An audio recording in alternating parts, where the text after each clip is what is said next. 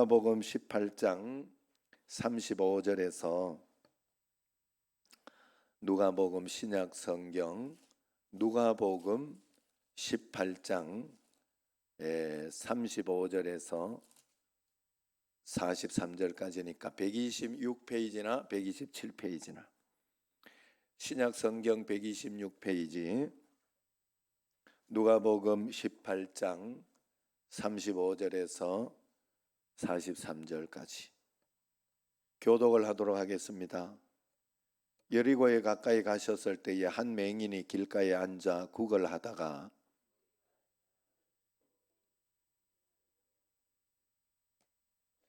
그들이 나사렛 예수께서 지나가신다 하니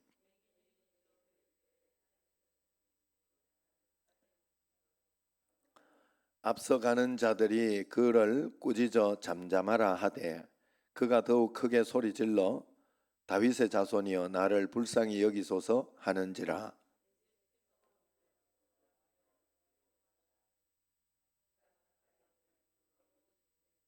내게 무엇을 하여 주기를 원하느냐 이르되 주여 보기를 원하나이다.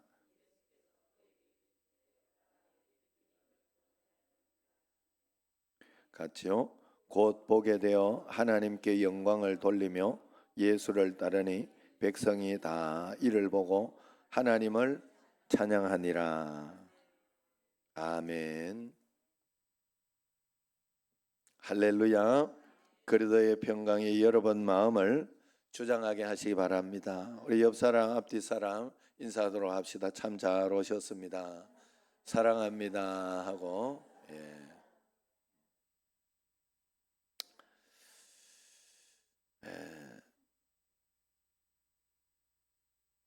자, 우리가 하나님 앞에 늘 이렇게 영적으로 주님 앞에 믿음으로 살아가는 것은 굉장히 중요하죠.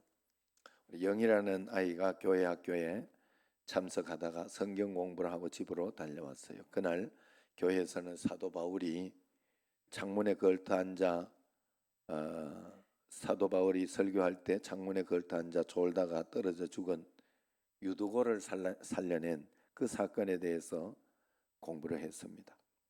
사도 바울이 교회 설교를 하는데 사람들은 많고 또 밤늦은 시간까지 설교가 계속되어지니까 앉을 자리가 없어 창문에 걸터 앉았던 유두고라는 청년이 졸다가 창문에 떨어진 사건 여러분 아시죠? 하나님께 그런데 기도해서 사도 바울이 죽은 청년을 살려낸 그 놀라운 일이 있었던. 그래서 선생님께서는 우리가 기도하면 이런 놀라운 일이 하나님 앞에서 일어난다 그러면서 가르쳤어요. 그 집에 돌아온 영희에게 어머니가 물었어요. 오늘 교회에서 뭘 배웠냐? 그러니까 응 엄마 목사님 설교가 너무 길면 안 된다는 거 배웠어. 설교가 길면 졸린데 이렇게. 이 진짜 알아들어도 이렇게 알아들으면 그죠? 내가 하나님 앞에 이렇게 알아듣고 있지 않는가 하고 늘 자신을 한번 꼭 돌아보세요. 돌아보시고 그리고 항상 좋은 것을 생각하고 하나님께서는 우리에게 가장 좋은 것을 주고 선한 것을 주는데 내가 삐딱하게 이렇게 생각하지 않는지. 다행히 우리 교회 성도님들은 그렇지는 않은 것 같아요. 제가 뭐 영원 권사님 뭐 저렇게 이야기해가지고 오늘 또 이래요. 오늘 얼마나 기분이 좋고 이렇게 마음이 푸근하고 평안한지 또 그런다고 해서 오해하거나 이렇게 나쁘게 생각하지는 않을 것 같아요. 그리고 우리가 하나님 앞에서 좋은 마음을 가지고 또 하나님이 말씀하시는 것을 바로 알아듣는 것이 굉장히 중요합니다. 하나님이 내가 오늘도 말씀드렸잖아요. 예배를 이렇게 민수기를 쭉 읽어가면서 가는데 레위기도 그렇고 계속해서 전부 제사 드리고 예배 드리는 거, 예배 드리는 거. 예배가 굉장해요. 거기 제사장은 막 진짜 하루 종일 그 뭘 이렇게 이 양을 잡듯이 진짜 비비린내 나고 매번 계속해서 그런 일들이 일어나는 그런 곳에서 그 태워가지고 어떨 때는 번제라고 해서 전부 다 태우는 예배, 어떨 때는 각을 떠가지고 내장에 있는 어떤 그것만 못 먹을 것만 이렇게 집어넣어서 태워버리는 그런 예배. 예? 우리나라 같으면 못 먹을 것도 아니죠. 그거 곱창 이래가지고 얼마나 또 좋아. 똥만 싹 버리고 이렇게 먹을 텐데. 그래 어쨌든 하나님은 그렇게 예배를 드리게 하고 또 어떨 때는 소재 고운 가루를 뽑아서 그거 하나님이 드시는 거 아니잖아요. 그리고 우리가 생각할 때 얼마나 낭비해요. 얼마나 낭비해. 그걸 차라리 뭐 이렇게 그 저기 드리면 되지. 불쌍한 사람들 구제하는 데 하거나 그렇게 하라고 하든지 이렇게 하면 좋지 않겠느냐. 우리 생각엔 그래. 여기 오늘 이 저녁에 나와서 앉아 있는 예배 얼마나 시간적으로 손해냐. 아니면은 내가 이렇게 했을 때 조금 좀 편하고 조금 좀 이렇게 내가 쉬게 이렇게 그렇게 하는 것이 더 주일 예배를 드리고 그러는데 더 이렇게 좋고 그렇게 더 효과적이지 않느냐. 우리는 늘 그런 생각을 할 것입니다. 그러나 하나님께서는 다 그런 이유가 있는 거예요. 그래서 이 300데나리온이나 되는 그 향유옥합을 예수님 십자가에 못 박혀 돌아가시기 전에 깨트려서 그의 발에 붓고 머리털로 이렇게 씻긴 그 마리아를 칭찬을 했어요. 가치가 있다고. 그 가치를 하나님께 그렇게 드릴 수 있다니. 예수님을 얼마나 사랑하고 예수님을 얼마나 높였으면 마음속에 얼마나 존귀하게 생각하고 했으면 그렇게 과감하게 그런 생각 안 했을까? 이걸 가지고 구제로 할까? 아니면은 예수님이 좋아하시는 어떤 것을 할까? 생각하지 않았을. 그러나 과감하게 예수님 앞에 깨트리는 것을 그것을 헛되게 생각하지 않는다. 오늘 여러분 주님 앞에 나와 예배드리고 기도하는 이것을 여러분 절대로 헛되게 생각하면 안 돼요. 하나님께서 얼마나 귀하게 받으시고 이것을 통하여 하나님은 일하신다는 것을 알아야 돼요. 여러분들이 이렇게 드리는 예배와 기도를 통해서 여러분 가정에서 일하고 하나님 나라를 위해서 하나님은 일하시는. 그래서 오늘도 말씀 들으러 나오지 않고 그렇게 하면요 대안이 없어요.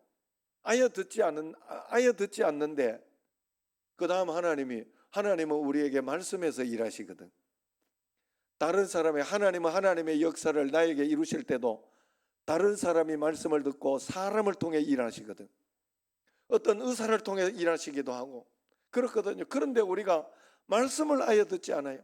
말씀을 아예 듣지 않아요. 말씀 듣는다고 늘 귀를 기울이는데 안 들려요. 왜? 예배가 쌓이지 않고 여러분들이 기도가 쌓이지 않고 말씀을 읽는 것이 쌓이지 않으면 절대 여러분 귀에 안 들립니다.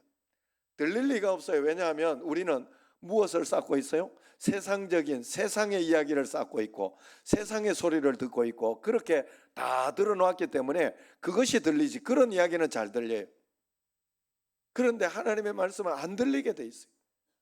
그래서 우리가 예배를 드리고 하나님 앞에 온전히 드려야 돼요. 바르게 배워야 하는 줄로 믿습니다. 여러분 성경에서 이렇게 보면 예수님에게는 장례식이 성경에 없어요. 예수님을 만나면 모든 죽은 자들이 살아났어요. 예수님이 생명이기 때문에 그렇습니다. 예수 안에서 인생의 막다른 골목은 길로 변화됩니다. 그분은 인생의 길이 되시는 분이시기 때문에 그렇습니다. 온 인류가 매달려도 해결되지 않는 문제, 우리 예수님이 한 번만 도와주시면 100년 기도했던 문제도 예수님이 한 번만 도와주시면 2000년 기도했던 문제도 한 번만 도와주시면 그 문제는 해결되는 거예요.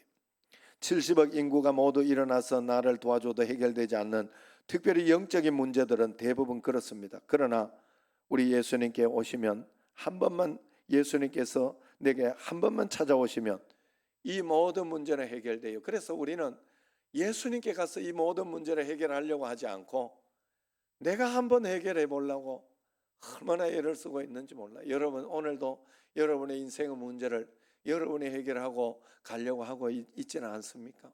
하나님 앞에서 기도하는 것보다 내가 육신적으로 계산해서 이렇게 하면 되겠다 저렇게 하면 되겠다 하는 계산이 먼저 여러분에게 있지 않습니까?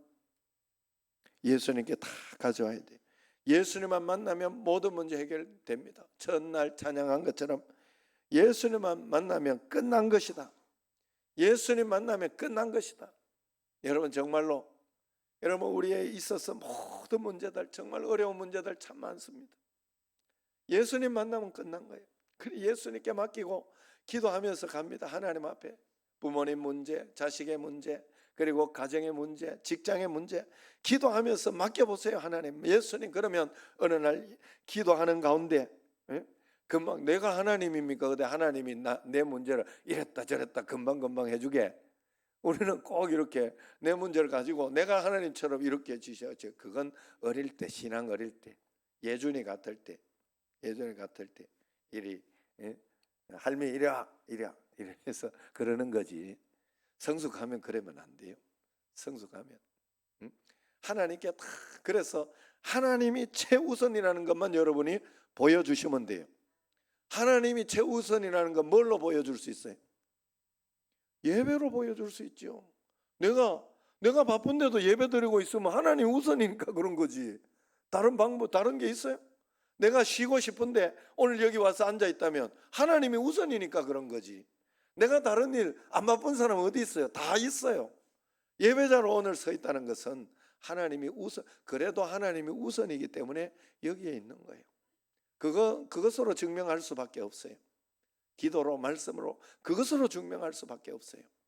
우리는 하루 종일 딴 생각하고 다른 거 하면서 삽니다. 오늘 여러분 예배 드리러 오기 전에 하루 종일 직장에서 일하고 또 아니면은 어디에서 또 삶 가운데 일하고 아니면 여러분의 어디 이렇게 가고 하는 가운데 주님 생각했나요?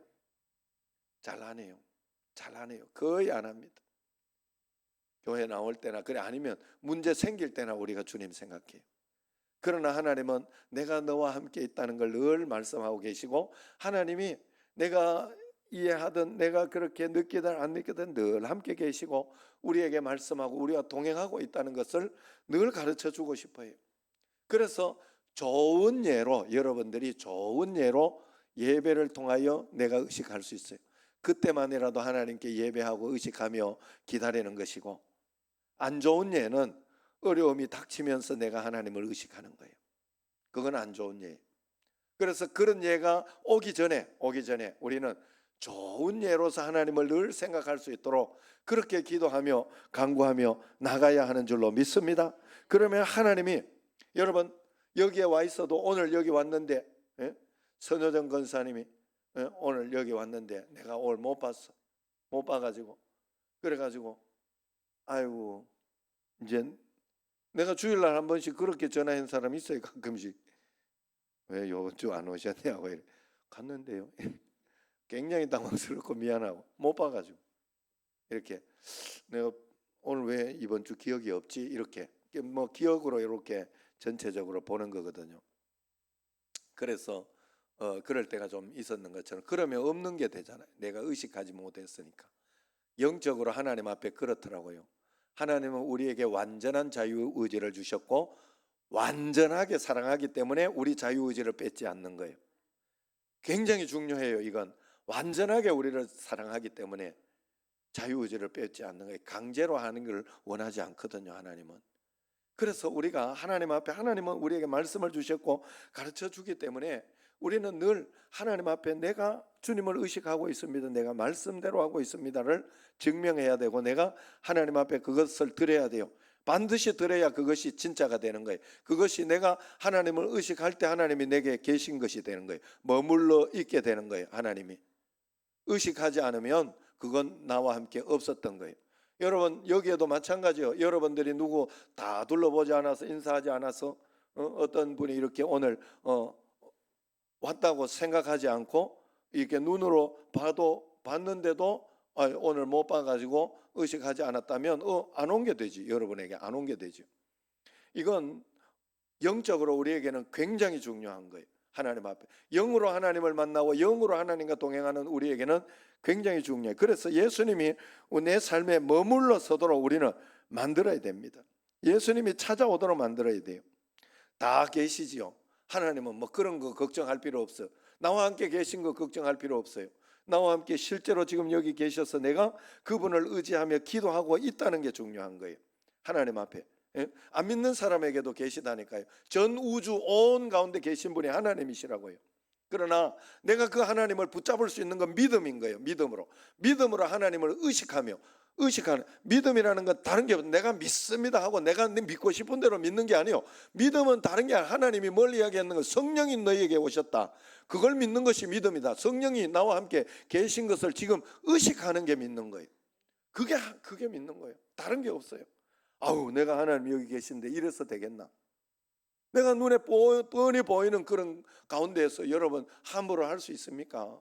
예? 여러분, 제가 여러분 집에 어디에 이렇게 갔는데 가가지고 이렇게, 예, 아니면 이렇게 그걸로 보고 있어. 만약에 이렇게 이 카메라 이런 걸로 이렇게 보고 있다가 이렇게 딴짓을 하고 있으면, 권사님 내가 그거 지금 보고 있어요 하고 이렇게 소리를 한다 그러면 그걸 의식해서, 정말 의식해서 살지 않을까?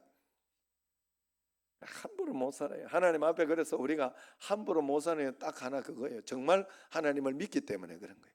정말 하나님, 내가 나에게 나쁘게 하고 힘들게 하는 사람도 내가 함부로 욕하지 않고 그렇게 하는 건 하나님 때문에 그런 거예요. 내가 예수 믿는 자로서 도덕적으로 그러는 게 아니에요. 하나님이 나와 함께 계신데 내가 이렇게 해가지고 하나님께 맡기라고 했는데, 원수는 하나님께 맡기라고 했는데 내가 이래서 되겠나 해서 그렇게 안 하는 거예요. 그게 다합니다, 여러분. 하나님 앞에서. 오늘 본문 40절을 이렇게 보면요, 예수님께서 머물러 서서라고 기록하고 있어요. 예수님께서 내 삶에 머물러 서면 된다 하는 거예요. 네로와 히틀러 발길이 닿는 곳에는 살상과 폭행이 일어났어요. 미국 청교도들의 발길이 닿는 곳에는 교회가 서고 광산이 발굴되어지고 했어요. 성경에 보면 예수님 발길이 머무는 곳에 구원의 역사가 일어나고 기적이 일어났다고 합니다. 오늘 본문에 읽은 우리는 큰 기대를 가지고 읽게 됩니다. 예수님이 붐지 움직이다가 머물러 서셨다. 머물러 섰으니까 뭔가 일이 일어나겠구나, 역사가 일어나겠구나, 그런 설레는 마음으로 읽어갈 수 있어요. 오늘 본문은 종려주일에 일어난 사건이에요. 예수님이 이제 십자가 순환을 목전에 두고 예루살렘 성전을 향해 행진하고 있는 그때 수많은 사람들이 예수님을 에워싸 호산나 호산나 찬송하면서 뒤를 따릅니다. 이런 군중에, 이런 상황에서 예수님 발길이 머물러 섰어요. 막 그렇게 복잡하고 안 들리는 그런 상황 속에서 모든 행렬이, 예수님이 멈췄으니까 모든 행렬이 중단되고 제자들 군중들의 발길이 멈추었었어요. 왜 멈추었을까? 39절 말씀에 나옵니다. 다윗의 자손 예수여 나를 불쌍히 여기소서라는 외침과 절규의 부르짖음을 들으셨기 때문에 그렇습니다. 그래서 예수님께서 거기에 머물러 서셨던 겁니다. 이 말씀은 그 옛날 여호수아의 기도를 연상케 해줍니다. 태양아 너는 기브온 위에 머물러라. 달아 너도 야알론 골짜기에 그리할지어다 하고 머무르기를 원했어요. 그 당시 여러 가지 전쟁 상황상 이스라엘 백성들은 밝은 대낮에 싸울 수 있도록 준비가 되었는데 밤이 되면 패배하는 겁니다. 역사상 전무후무한 그 사건으로 사건이 여호수아의 기도 가운데 일어납니다. 그때 태양이 멈추어 서는 겁니다. 지구가 공정과 자정을 멈추어서는 역사상의 유일한 사건이 일어나게 되는 거예요. 여호수아가 기도할 때 태양이 멈추어 섰다. 이스라엘 군대의 승리를 안겨준 것이지요. 한 맹인이 부르짖어 기도할 때 의인 태양인 예수께서 머물러 서서 이 맹인의 눈을 띄워주는 것과 비슷한 내용이다 하는 거예요. 여러분, 예수님의 발길이 여러분 곁에 머물러 서기만 하면 여러분 인생에 위대한 변화가 일어날 줄로 믿습니다. 예수님께서 여러분 곁에 서서 한 번만 만져주기만 하면 병든 자는 낫습니다. 문제가 해결되게 되어 있습니다. 닫힌 문은 열려집니다. 축복의 세계가 열려지게 되는 거예요. 오늘 보면 예수님의 발길이 한 맹인 앞에 서자, 머물러 서자 맹인의 눈이 열렸던 것이죠. 하늘이 열리고 땅이 열리고 세상이 열린 것입니다. 온 세상이 캄캄하기만 하더니 환히 밝혀졌어요. 새로운 세계가 열린 것입니다. 그런데 오늘 말씀에서 가장 중요한 것, 무엇이 예수님의 발걸음을 멈춰 서게 했느냐, 무엇이 예수님의 발걸음을 멈춰 세우는데 성공했느냐 하는 것이죠. 그것은 바로 매혹적인 목소리로 노래한 소프라노 조수미 같은 오페라의 노래가 아니라 한 맹인의 처절한 부르짖음이었다 하는 거예요. 여기에서 부르짖다로 되어 있는 원문 크라제인이라는 말은 새끼를 빼앗긴 까마귀가 거친 목소리로 깍깍하고 소리를 지른다 하는 그런 뜻입니다. 그러므로 처절한 비명으로 살려달라 절규했던 맹인의 기도 소리를 주님께서 들으신 것입니다. 다윗의 자손 예수여 나를 불쌍히 여기소서. 이 기도는 예레미야 33장 3절의 원리처럼 너는 내게 부르짖으라 내가 네게 응답하겠고 네가 알지 못하는 크고 비밀한 일을 은밀한 일을 내게 보이리라, 그렇게 이야기하는 말씀이 성취되는 사건입니다. 여러분 부르짖으시기를 바랍니다. 성경의 많은 곳에 그저 기도하라고 하지 않았어요. 부르짖으라고 했어요. 기도하라는 말을 부르짖으라고 표현합니다. 이유가 뭘까요? 절실함이 있어야 한다는 거 아니겠습니까? 대충 적당히 그렇게 사는 것을 하나님 원치 않습니다. 다윗의 자손 예수여 절실하게 부르짖는 그곳에 예수님의 발길이 머물렀습니다. 나를 불쌍히 여기소서 긍휼을 구할 때 예수님의 발길이 머물렀었어요. 자기의 자랑, 자신의 공로를 외칠 때 예수님이 오신 것이 아닙니다. 내가 이 정도 했지 않습니까? 라고 할 때 오신 것이 아니에요. 나를 불쌍히 여기소서. 하나님 앞에 내 문제를 내어놓고 부르짖을 때 예수님의 발길이 멈추어 선 겁니다. 유창한 기도, 아름다운 미사 여구가 예수님의 마음을 감동시킨 것이 아니라 나를 불쌍히 여기소서 맹인의 눈물이 예수님의 마음을 사로잡은 거예요. 예수님의 마음, 긍휼의 마음은 오늘도 기적을 낳습니다. 여러분 오늘 본문은 마태복음, 마가복음, 누가복음, 공간복음에 다 기록된 말씀이에요. 이 세 본문을 비교해 보면 다른 심오한 진리들을 발견할 수 있어요. 마가복음에서 이 맹인의 이름은 바디메오라고 밝혀주고 있어요. 특별히 마태복음에 보면 맹인의 이름은 나오지 않지만 맹인이 하나가 아니라 둘이라고 이야기합니다. 마태복음 20장 29절 30절에 보면 그들이 여리고에서 떠나갈 때에 큰 무리가 예수를 따르더라. 맹인 두 사람이 길가에 앉았다가 예수께서 지나가신 다음을 듣고 소리질러 이르되 주여 우리를 불쌍히 여기소서 다윗의 자손이여 하니 그랬어요. 누가복음과 마가복음에서 한 사람의 맹인이 있었는데 마태복음에는 두 사람의 맹인이에요. 오늘 본문 누가복음에서는 이 두 사람 중 한 사람이 언급되어 있지 않았다고 볼 수 있습니다. 여기 언급된 바디메오는 담대하고 열정적인 사람이었으나 마태가 언급한 제2의 맹인은 대단히 소극적이고 피동적인, 사람은 성격이 다 다르거든요. 그런 사람인 거예요. 그러나 분명한 한 가지 사실은 여기 제2맹인 즉 바디메오의 뒤를 따라갔던 그도 눈을 뜨는 그런 은총을 받았다는 사실입니다. 바디메오처럼 부르짖지는 못했어도 소극적으로 하나님의 은혜를 찾아서 따라가고 하나님께 기도하고 하나님께 나아갔던 그 제2의 명인도 큰 은혜를 받은 것입니다. 여러분 가운데도 소심하여 하나님 교회에 적극적이지 못하고 그렇게 하지 못한다고 해서 그렇게 할지라도 예수님께로 계속하여 따라 나오기만 하면 주의 은총을 드리는 줄로 꼭 믿으시기를 바랍니다. 오벳에돔 같은 적극적인 믿음으로 받는 풍성함의 축복도 있지만 구레네 시몬처럼 억지로 마지 못해 하는 헌신의 축복도 있다는 사실을 여러분 잊으시면 안 돼요. 특별히 오늘 본문 예수님의 이 행렬은 여리고 성을 지나가는 예수님의 생의 마지막 발길이었어요. 지금 이 여리고성을 통과하신 다음에 예수님은 십자가를 지시기 때문에 그래요. 그 기회를 놓쳤다면 바디메오와 그 동료는 눈을 뜨는 은혜를 받지 못했을 것입니다. 우리가 은혜를 받아야 할 때 은혜를 받아야 됩니다. 하나님께서 여러분을 위해 예비해 놓으신 축복의 기간, 축복의 자리, 축복의 기회가 있는 거예요. 예배 드릴 때 예배 드려야 돼요. 여러분 이건 기회예요. 여러분 3일 저녁 기도해도 기회예요. 코로나처럼 이런 일이 있어가지고 아무것도 안 하고 그렇게 있으면 어떻게 할 겁니까? 예배도 드리지 못하고 그러지 않겠어요? 내 혼자 개인적으로 예배를 드리고 그렇게 해야 되는데 그 쌓는 것이 쉽지가 않거든요. 억지로라도 이렇게 예배를 드리는 것이 굉장히 중요합니다. 그런데 바디메오가 이때 은혜 받아야 할 때 받지 못했으면 다 놓치고 말았겠죠. 지금 예수님이 왜냐하면 마지막 그 발걸음이거든요. 이제 거기를 지나고 나면 십자가에 못 박혀 죽으시고 돌아가시는 그런 일들, 육신적으로는 볼 수 없는 이제 마지막 그런 때가 되는 거 아니겠습니까? 거기에 바디메오는 이 기회를 놓치지 않았습니다. 예수님의 이름을 불렀기 때문에 그 은혜를 체험한 것입니다. 그러나 사단은 우리가 은혜 받는 것을 늘 시기하고 질투하지요. 그래서 은혜 받지 못하게 합니다. 바디메오도 그랬습니다. 바디메오가 소리 지르자 주변의 사람들이 잠잠하라, 시끄럽다, 그렇게 외쳤어요.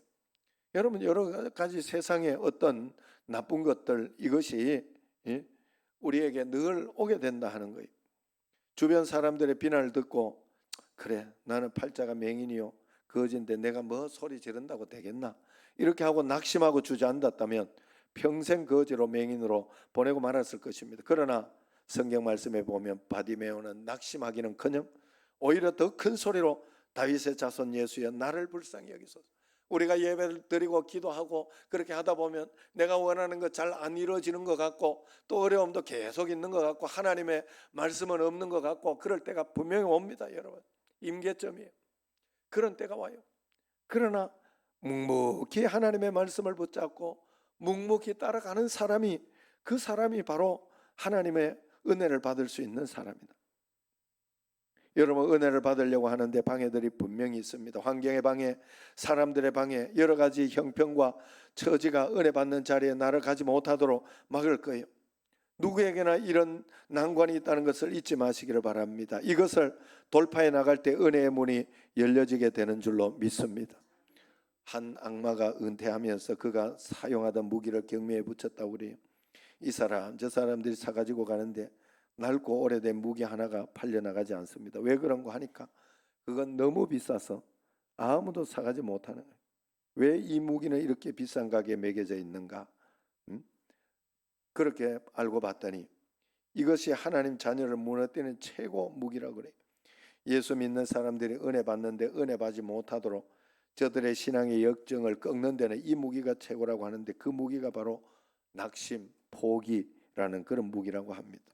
힘없어 보이고 낡아 보이는 무기지만은 이 낙심의 무기에 한번 공격을 받게 되면 다 쓰러지고 만다고 그래요. 지금도 사단은 끊임없이 우리에게 말합니다. 너는 실패자다. 너는 안 될 거다. 너는 은혜 받을 수 없다. 하나님 너를 버렸다. 너는 끝났다. 아니면 어떤 사건과 환경을 통해 가지고 참 안 되는구나, 참 힘들구나, 그런 일들로 자꾸 우리로 하여금 넘어지게 합니다. 거기에 귀를 기울이시면 안 돼. 여러분, 거기에 귀를 기울이시면. 구약의 엘리사는 엘리야를 따라가면서 갑절의 영광 받기를 원했지요. 그러나 엘리야는 엘리사에게 따라오지 말라고 2번씩이나 말했어요. 그런데도 불구하고 하나님 앞에서 그 은혜를 받기 위하여, 그 엘리야의 은혜를 받기 위하여 끝까지 따라감으로 하늘로 승천할 때 결국 갑절의 영감을 받지 않았습니까? 삭개오는 예수님 만나기를 원했지만 약점이 있었고 방해물들이 많았어요. 키가 작고 사람이 많아 예수님을 볼 수 없어, 그렇게 말합니다. 성경에서. 키가 작아, 내가 가지고 있는 약점들 때문에 예수님 만나지 못하는 사람이 있고, 사람이 많아 환경적으로 다리도 아프고 여러 가지 몸도 좋지 않고 거리도 멀고 그렇게 해서 예수님을 만나지 못하는 그런 사람들이 있습니다. 삭개오에게는 이런 2가지 약점이 있었으나 어떤 약점도, 환경적인 제약도 은혜의 방해물이 되지 못했어요. 뽕나무에 올라가서라도 예수님의 발길을 멈추도록 했지 않습니까? 우리가 예수님을 이토록 만나기를 열망할 때, 은혜 받기를 갈망할 때, 성령 충만을 원할 때 주님께서 발길을 멈추어 주시는 줄로 믿으시기를 바랍니다. 성령 충만함을 원해야 돼요. 우리가 주님이 나와 함께 계시는 것을 원하고, 주님이 내 삶의 발걸음에 멈추어 줘서 내 지금 문제가 있는 것들, 어려움 있는 것들을 해결해 달라고 주님 앞에 기도해야 됩니다. 예수님의 발길이 머무는 곳엔 기적이 일어납니다. 한번 같이 읽어보겠습니다. 예수님의 발길이 머무는 곳엔 기적이 일어납니다. 여러분 곁에 예수님의 발길이 머물게만 하면 여러분 인생의 기적은 일어납니다. 문제가 해결됩니다. 은혜의 문이 반드시 열려집니다. 여러분, 주님을 꼭 잡으시기를 바랍니다. 내 인생에도 내 삶에도 주님의 발걸음이 멈추도록 하시기를 바랍니다. 오늘 이 시간이 3일 저녁 기도회가 내 가정의 모든 문제, 아픔들 해결하는, 주님의 발걸음이 멈춰서 그 문제를 해결해 주는 역사가 일어나기를 주의 이름으로 축원합니다. 기도하겠습니다.